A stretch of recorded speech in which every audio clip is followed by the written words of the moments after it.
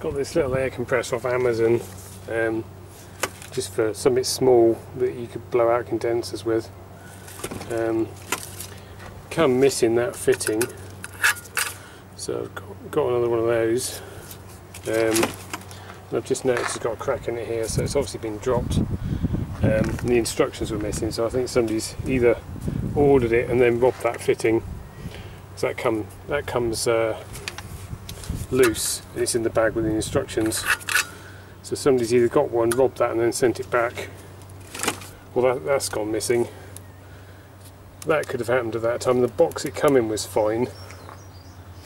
So it's either happened in the factory or somebody's fucked about with it and sent it back. The other issue it had is this little pipe here pinched off, and I think that's the pressure switch up in here. So it doesn't actually switch off on the when it's up to pressure. It just starts leaking out the safety valve. So we're having a little look at that. I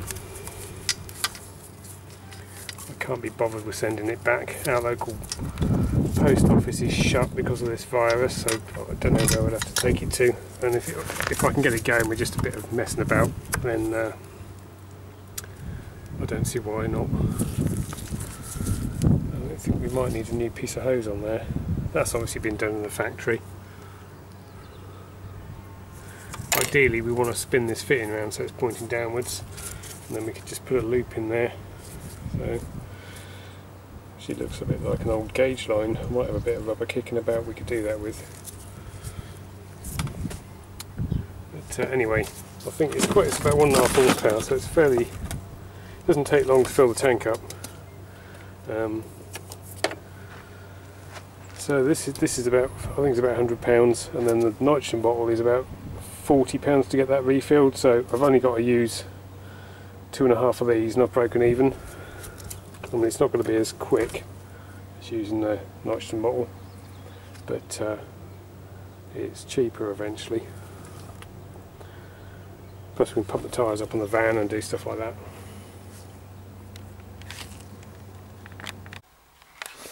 Right, having a look at the little air compressor.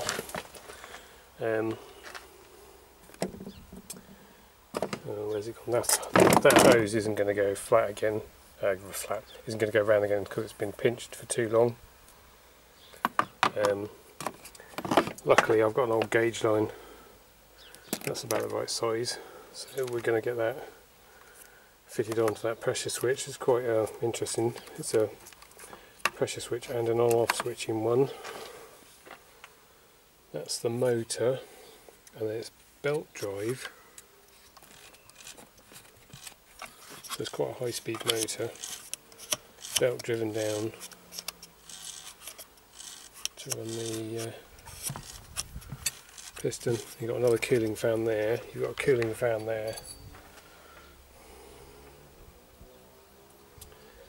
This has got a crack in it.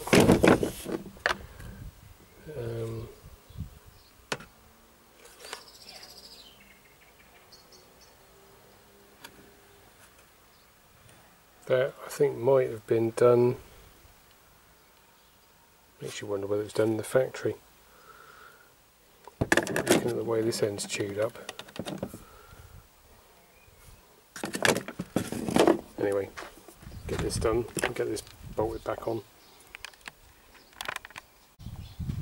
I think what's happened looking at this is that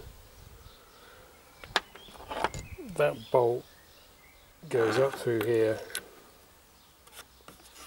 and goes into the handle, and that comes in from underneath here up that piece there, and I think they've over tightened it in the factory and pulled them bits together. It's actually crushed that piece there, and it's the handle being pulled in has cracked the casing. So I think that's an assembly issue. The other end's just got a Allen headed screw and a little washer. So I might, if I Let's see if we can put some glue in there or something. I think it's PP, I think it's polypropylene, but I don't know. Could be wrong. Might put a little washer in there or something, like a flat plate, as long as it clears this.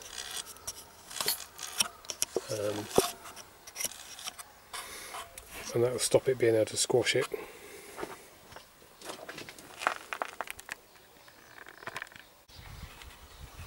Right, put some glue on there. We'll leave that for a few days.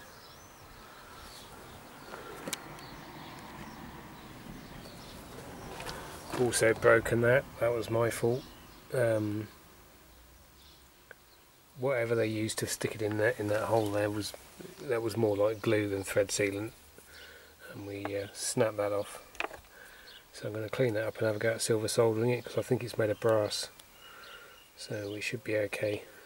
Just got to get all the chrome off the outside first.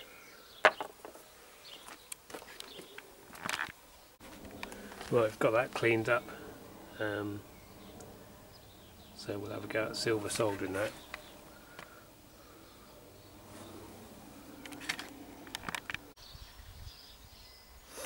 I think that's got it. I'll have to see once I clean the flux off. Just have to be careful to get more heat in the bottom, because that took longer to warm up than the little piece at the top, and also if you're not careful the flame will actually push that off. It's only just balanced on there.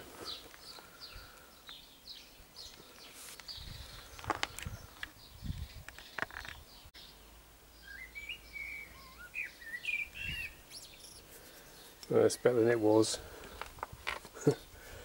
Put some thread sealant on that, screw it back in.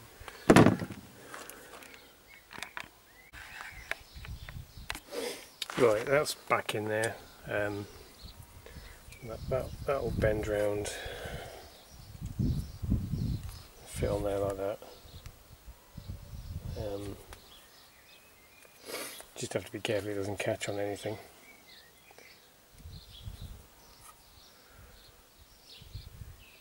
That angle's wrong really, it wants to be. I mean, if you went like that it would be better. Wants another bend on it, but that will do. That'll get it working. I'll leave that for now because I've got to take this off again so I can bolt the top half back on. And that's just an old gauge line I've cut. That's rated for £600 or whatever. 60 bar, 670. And I think this is only rated for, this is rated for 20 bar.